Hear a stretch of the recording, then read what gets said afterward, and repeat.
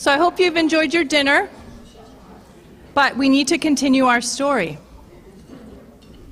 So you might say now is a time where the plot will start to thicken, because one of our main characters will become clearly developed.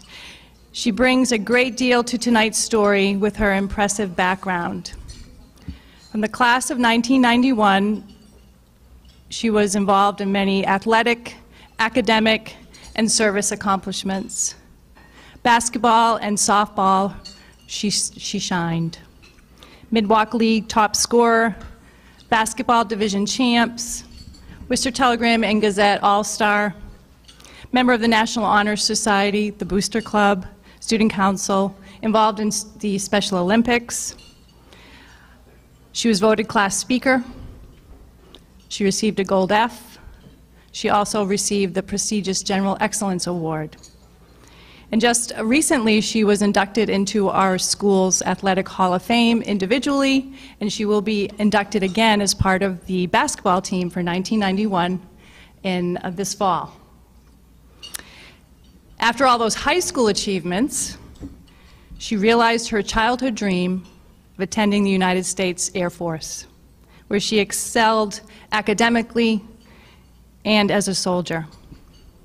She received her bachelor's degree there and also went on to receive 2 master's degrees from the University of North Carolina and from Regis University, where she was also elected class speaker at that graduation.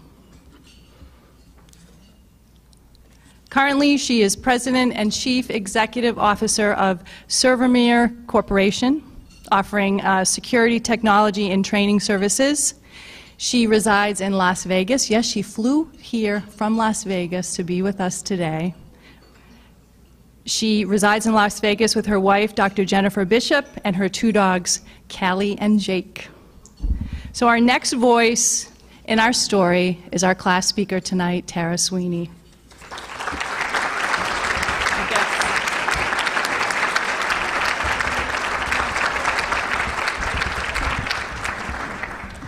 Thank you, Colleen. That's fantastic. I appreciate that introduction. And to Superintendent Ravenel's point, and I like to think a very proud Fitchburg High School graduate. So thank you all for the opportunity to be here. It's an amazing honor to be here to celebrate you and your academic achievement and your upcoming graduation from our beloved high school. Tonight, I come with kind of a multiple hat. I get to extend a collective congratulations from our scholars class, the 1991 scholars, all of whom are still very much in contact with one another, and each of whom tried very diligently to be here with us tonight. And while life circumstances got in the way at the last minute at times, I am so grateful that one of my dearest friends and fellow scholar, Renee Robichaud, is here, came up from Connecticut to be with us tonight. I would also like to take an opportunity to share with you that one of our other friends, Jennifer Sweatman, passed away 8 years and 1 day after we walked across the graduation stage at Crocker Field. But we are so grateful that as our friend and as part of our scholars class, her legacy continues to live on here at Fitchburg High School through the school and through its student body with the Jennifer D. Sweatman Memorial Scholarship. So I hope one of you might be the recipient of that. And if you are, know that we're with you in celebrating our beloved friend and classmate. So together we extend our congratulations for your present achievement, and certainly, and more importantly, your well wishes for your continued success. So I said I'm a proud Fitchburg High School graduate, which means I'm entirely grateful for the opportunity to be here standing before you tonight, because it's pretty awesome for me to have an opportunity to come back and give to a school, to its student body in this way, because it's the school and this community that's really given me so much and has set me up for so much of my success in my life. And while most of us are just now meeting for the first time, I would like you to know you've been an integral part of me for the better part of the last 4 months. I've thought about this moment every day, usually multiple times a day, to be honest with you. And it's caused me to take a few moments and reflect on not only my own personal experience, but it's caused me to look at the everyday news media events just a little bit differently, wondering if I could use any of those events as suitable subject matter for tonight. Then I realized that this initial approach wasn't working for me, and I ended up writing and rewriting my speech quite a bit. And I kept doing that because I knew you deserve better. I knew I wanted to share with you hopefully something that might last with you for a little bit longer than just the daily news cycle. To that end, I kept coming back to focusing on my personal growth that's occurred since I left Fitchburg High School. Specifically, that growth that's occurred since I left the everyday comforts of our school, familiar friends, supportive family. And I'm hoping that the sharing of some of my more personal realizations might resonate a little bit more for you now as you're getting ready to go off and find your new path and figure out how you're going to contribute individually to the world that I will tell you we absolutely create together. So, if you remember nothing else, just nothing else from my remarks tonight, I would like you to remember this. You are, and I'll say the friends that are here will know that I tend to wear my emotions on my sleeve, but you are at all times a gift in every room, in every space in which you choose to show up in.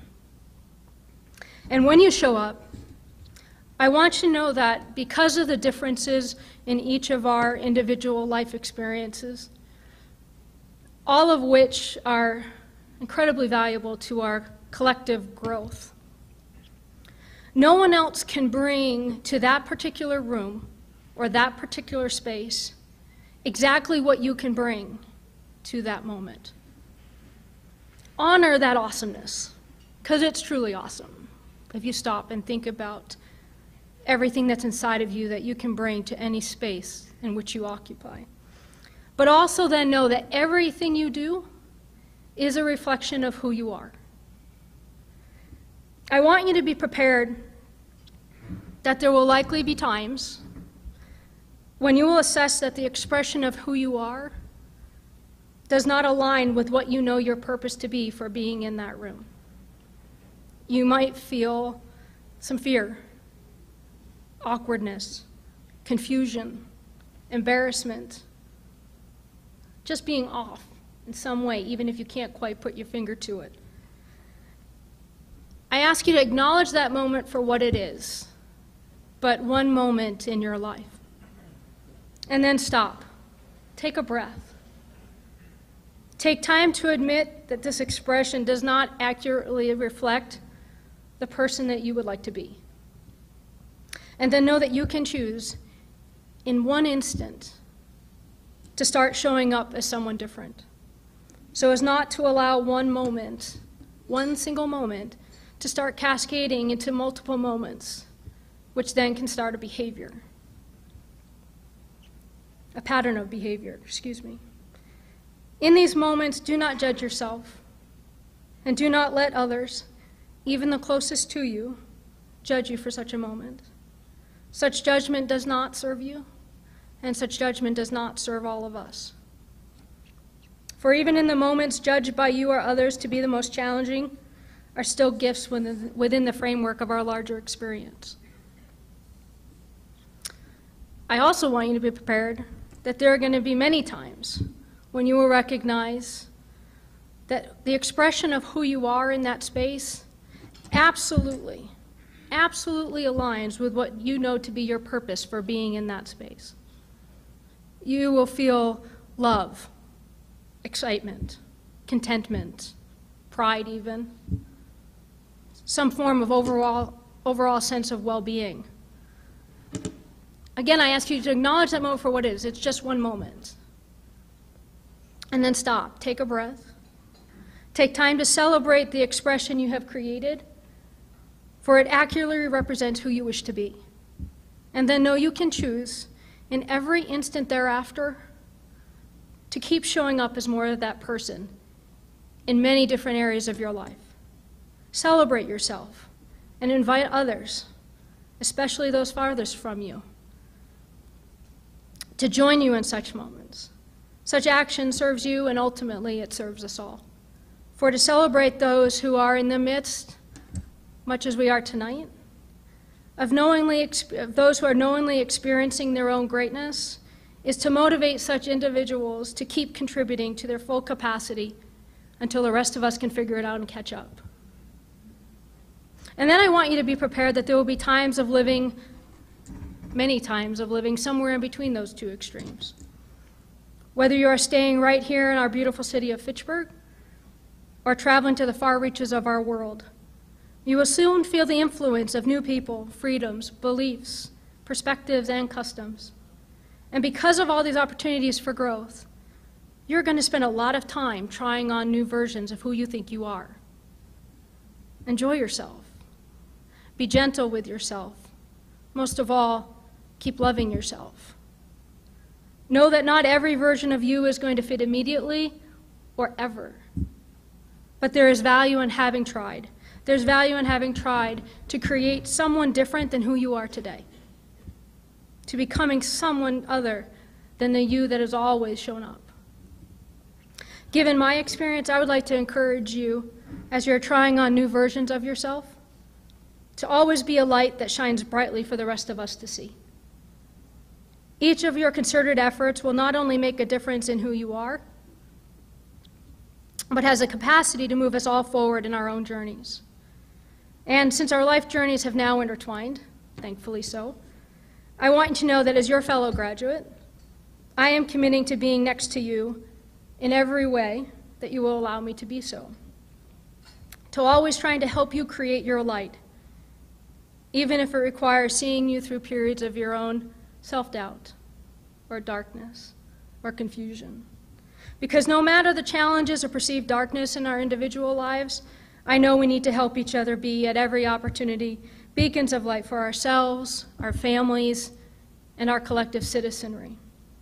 We need Stephanie, Bethany, and Kayla, Elizabeth, Zachary, and Yara, Brooke, Elizabeth, Matthew, Connor, Christian, and Elizama, Melanie and Amber, Madeline and Martha, Derek, Brian, Michael and Kevin, Bradley, Hannah, and Arietta, New, and Dennis. We need you all to be beacons of light. We need you all to know that you have amazing roles to play as soon as you start to cross the graduation stage at Crocker Field. What you do and who you are matters. It matters to me. It matters to your family. It matters to your school. It matters to your city. It matters to the all of us. It's not always easy to remember this is true. So in an effort to keep this conversation going beyond tonight, I'll close by sharing my morning routine, what I say to myself each day when I awake. The first question I ask myself is, what is the grandest version of the greatest vision ever I held about who I am? And then I ask myself, what is it that I will know differently today, the knowing of which will change absolutely everything?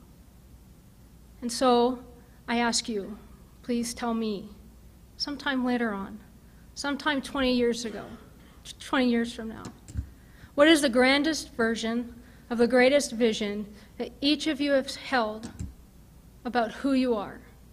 And then what is it that you are going to know today, know differently today, the meaning of which will change everything?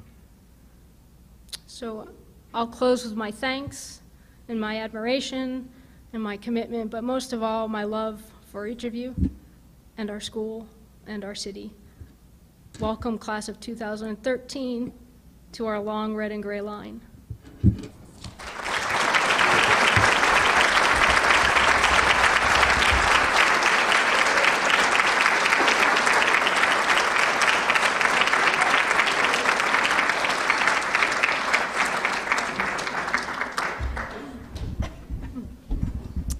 Thank you, Tara. By the way, Tara and Renee both have on their gold F pins. They found them and, excuse me, choked me up with your speech. It was beautiful. Thank you.